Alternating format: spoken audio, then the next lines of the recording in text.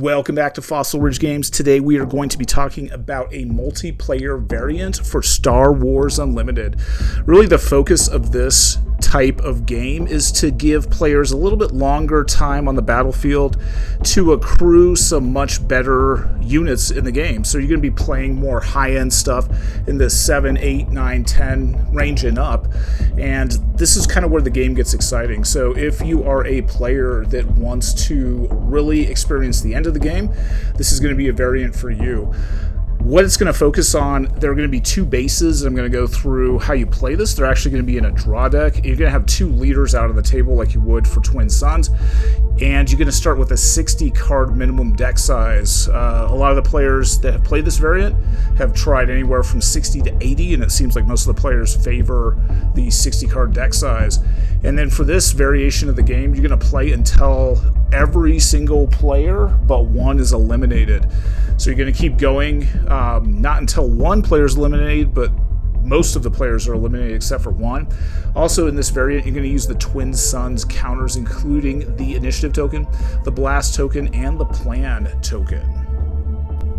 So for deck construction, it's pretty easy. Pick two different bases and put them into a draw pile. The one that is on top of your draw pile is going to be face up. That's going to be the active base that you are using at the start of the game. When that base suffers lethal damage, it's going to be flipped over face down. It's going to be put at the bottom of your base draw deck, and that's going to simulate that it has been destroyed. Then the next base in the draw pile becomes the active base. If you have no more active bases remaining, you are eliminated from the game, and play will proceed until there's only one player remaining with an active base. It's a kind of a pretty easy setup and combo. Now, the only thing that you need to focus on is just make sure you have two different bases, and they could be any two bases. So you can have both common bases. You could have a combo of a common base and then a rare base. You could play all rare bases. You can even play bases of different aspects, but just take into account that you will have those aspect penalties if you're trying to play a card from your hand and you don't have the correct aspects in place. So you'll be suffering that penalty over the course of the game. Most people that we've played this with, they kind of try and mix and match. They try the sort of dual aspect draw decks where they got two different colors, kind of like the bottom right hand corner of the slide, and they kind of shy away from that. Most players will pick the same aspect, and most of them will play at least one rare base. Next up, we're going to have a clarifying comment. If your base takes lethal damage and the unit attacking your base or the damage source does not have overwhelm, any excess damage that your base suffers does not transfer onto the next base. So as an example, you get hit for 8 points of damage, you have 2 points of damage left on the Spice Mines of Kessel. Unless that unit or the damage source has overwhelm, the rest, those extra 6 points of damage are just simply negated and they won't move on to the base that's below it. While putting this together, we tried additional bases in the draw deck, anywhere from 3 to 4, and we found, honestly, most players liked 2 bases. That was the right length of time for the game, but feel free to add additional bases if you like. If you do, for each base added, increase the minimum deck size by 10 cards. When you are constructing decks for this format, you can have up to 3 copies of any given card in your draw deck. This is going to make the game super lethal. So you're going to have a bunch of different colors that you can mash together, and you can have replicates of those cards. It makes the game super aggressive, and even though you have a few more hit points in the game because you have 2 different bases, it's going to make the game super aggressive, and there's going to be some cool combos that are going to be occurring. It's a lot less random than when you play Twin Suns. I think a big sort of negative about Twin Suns is that a lot of the players feel that it's very randomized because you only have one of each card, one of each given card in the draw deck, so it just feels like it's a little too random. So in this format, you can have up to 3 copies of any given card.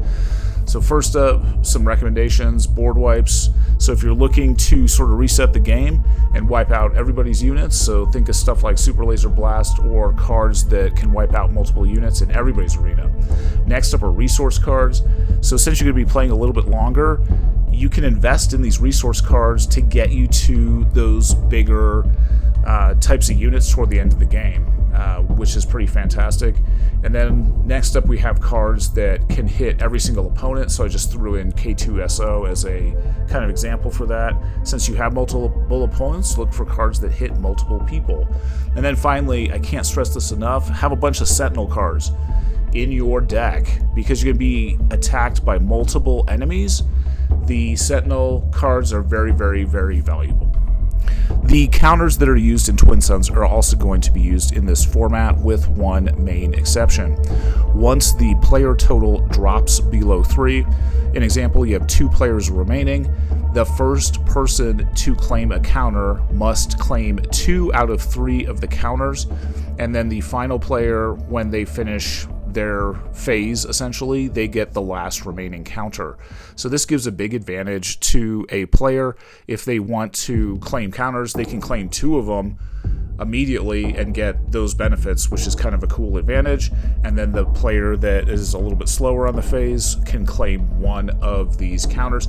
It makes the game dynamic change a little bit once you get down to 2 players. It makes it a little bit more tense and a little bit more interesting, because now one of the players can claim 2 counters per essentially game round.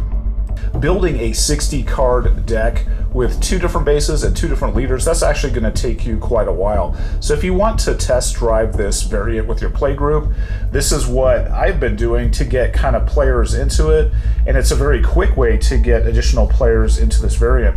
So what I'm going to recommend is you just take like a normal 50 card deck that you would use for Star Wars Unlimited for duels. So this is just going to be like a 2-player version of Star Wars Unlimited. Take one of your existing decks and then simply add a second base to it, and then simply add a second leader to this as well. And this way, within about 5 minutes, you can throw a couple extra cards into an existing deck, and then you can try out this format. Then all you have to do is find other players, other opponents. They do the same thing, and then fundamentally you're going to use kind of the core rules that we have outlined. So by doing this, you can play a couple of these full games. They're going to go pretty quick, and you're going to be able to see very quickly if this play variant is right for your group.